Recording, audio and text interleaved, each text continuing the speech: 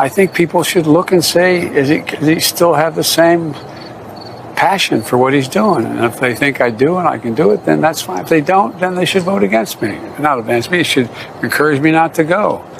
But that's not how I feel. I can't even say the age I'm going to be.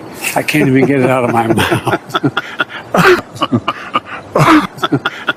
I can't. I mean, I swear to God, it's like, no. Damn, boy.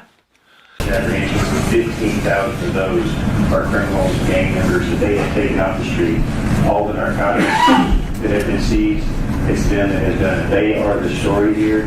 They're the ones that need the backup and the support. We talk about the extra manpower. We talk about the extra force multipliers, technology, infrastructure, equipment. It all goes to them to help make sure they do their job as well as can be done.